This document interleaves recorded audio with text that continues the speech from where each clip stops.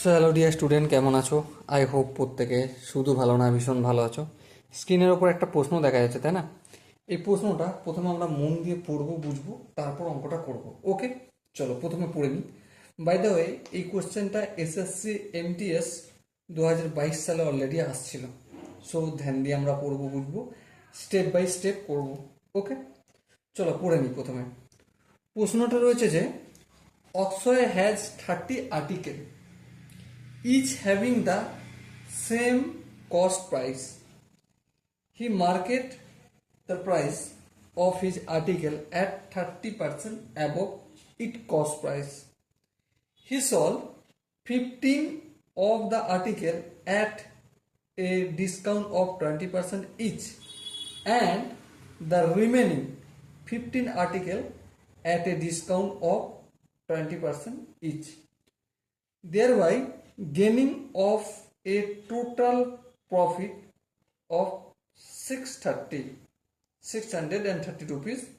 What is the cost price of each article? প্রশ্নটা আমরা পড়লাম, চলো এরপর আমরা করার চেষ্টা করি। দেখো, আমি একটা কাজ করছি এখানে। একটা আর্টিকেল, একটি আর্টিকেলের কস্ট প্রাইস ধরছি এক্স টাকা। বলো, এই জায়গাটায় কারো বুঝতে অসুবিধা থাকবে কি? আই হোপ থাকবে না। এবারে কোশ্চেনটা তোমরা ধ্যান দিয়ে দেখো, মার্কেট কত টাকায় করছে? এমআরপি হয় না? কোনো জিনিসের গায়ে লেখা থাকে এমআরপি কত।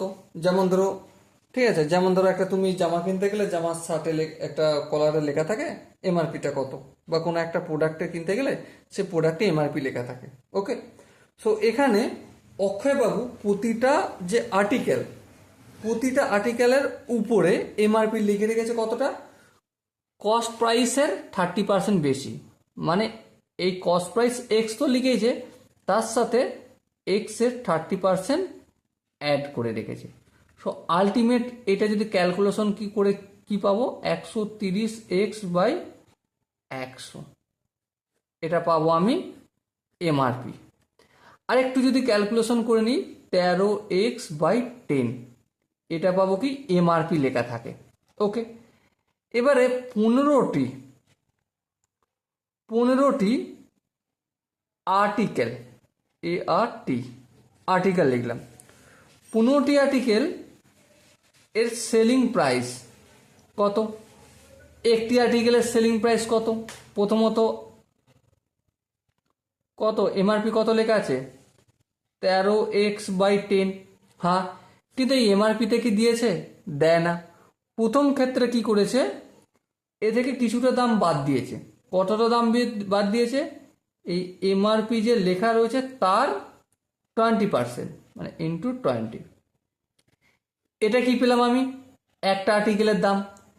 তাহলে আমাকে কটা আর্টিকেলের দাম বের করতে হবে? 15টা আর্টিকেলের টোটাল সেলিং প্রাইস কত, তাই না?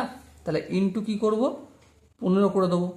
একটু যদি ক্যালকুলেশন করে এই শূন্য কাটবে, আর একটু ক্যালকুলেশন যদি করি, 13x/10 মাইনাস 13×2 = 26x ইন্টু 15। আরেকটু যদি আচ্ছা সরি, এখানে একটু ভুল হয়েছে। এই 100টা কে লিখবে, তাই না? এই 100।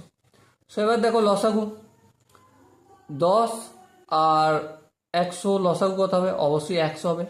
100কে 10 দিয়ে ভাগ করলে 10, 10কে 13x দিয়ে গুণ করলে 130x, মাইনাস 100কে 100 দিয়ে ভাগ করলে 1, 1কে 26x দিয়ে গুণ করলে 26x ইন্টু 15, যেমন আছে তেমন থাকলো। ওকে, আশা করি এটা তোমরা প্রত্যেকে করতে পারবে।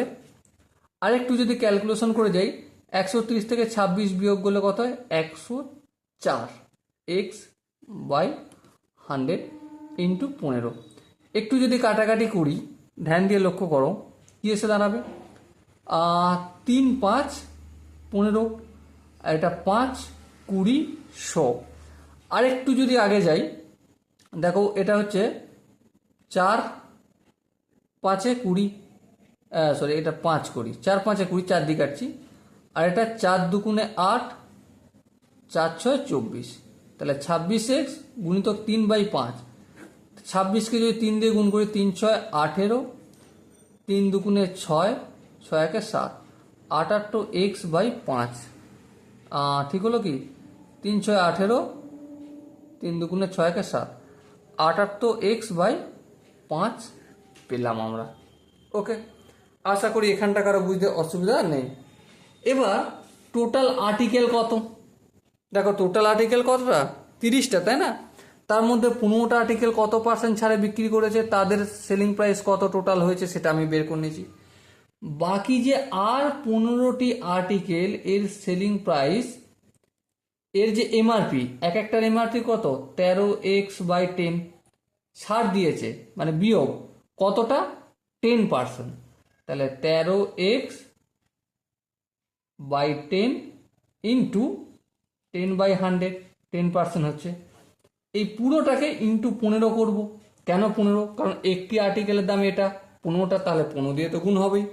এবার তোমরা একটু তাড়াতাড়ি করে একটু ক্যালকুলেশনটা করে নাও। এই 10 তো কেটে যাবে।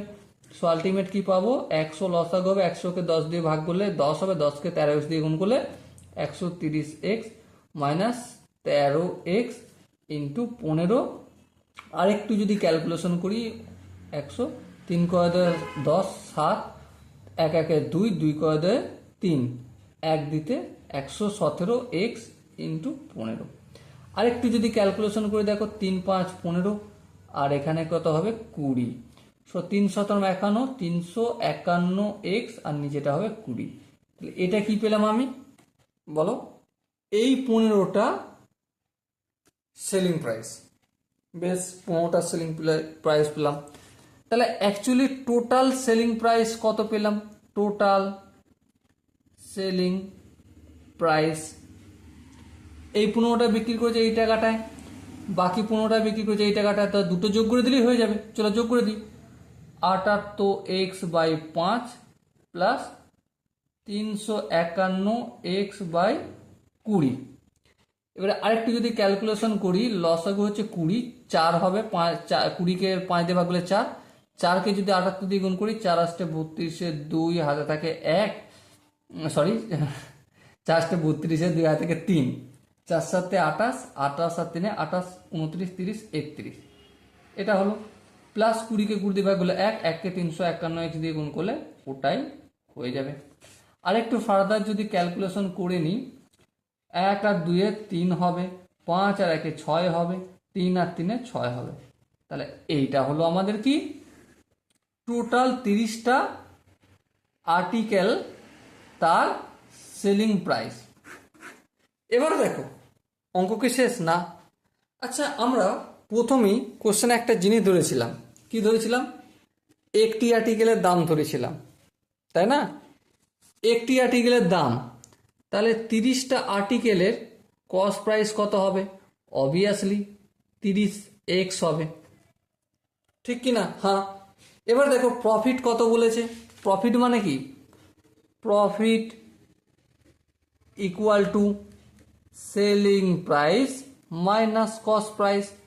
দেখো কোশ্চেনে আমাদের প্রফিট কত বলে দিচ্ছে? 630, তাহলে প্রফিটের জায়গায় আমি 630 লিখব। সেলিং প্রাইস কত পেয়েছি? 663x/20। চলো লিখবো 663x/20। আর কস্ট প্রাইস কত পেলাম আমি? 30x লিখে দিলাম। একটু ক্যালকুলেশন যদি করি, লসাগু কত হবে? 20 হবে, 20কে 20 দিয়ে ভাগ করলে 1, 1কে 663x দিয়ে গুণ করলে ওটাই হবে, মাইনাস 3 দুগুণে 6, 600x হবে। আশা করি এটা তোমরা তাড়াতাড়ি নিজেরা করতে পারবে। এই 20টা এদিকে যাবে, 630 গুণিত 20, আর এখানে বিয়োগ টিয়োগ করলে 663 থেকে যদি 600 বিয়োগ করি 63x হবে। x এর সঙ্গে 63 গুণ আছে, অপোজিট দিকে আসলে ভাগ হয়ে যাবে, তাহলে 630 গুণিত 20/63 ইকুয়াল টু x। আর একটু যদি কাটাকাটি করি, এটা 10 হবে, 10কে 20 দিয়ে গুণ করলে কত হবে? 200 হবে। ওকে, সো দেখো এক একটার জানতে কি চেয়েছিল কোশ্চেন, আমাকে জানতে চেয়েছিল what is the cost price of each article. এক একটা আর্টিকেলের কস্ট প্রাইস কত? কত পেলাম? এক্স। একটা আর্টিকেলের কস্ট প্রাইস কত ধরেছিলাম? এক্স ধরেছিলাম। সো এবার দেখো এক্স এর ভ্যালু কত বেরোলো? 200। সো মাই ডিয়ার ওয়াটসন, এখানে যে 4টে অপশন আছে তার মধ্যে option D is the right answer. Okay, আশা করি তোমরা প্রতিটা স্টেপ বুঝতে পেরেছো। যদি কোনো স্টেপ বুঝতে অসুবিধা থাকে, ডাউট থাকে বা কনফিউশন থাকে, তার জন্য কমেন্ট বক্স তো খোলাই রইল। ওকে, সো ডিয়ার স্টুডেন্ট, দেখা হচ্ছে পরবর্তী সেশনে। ততক্ষণ পর্যন্ত ভালো থেকো, সুস্থ থেকো এবং জয় হিন্দ।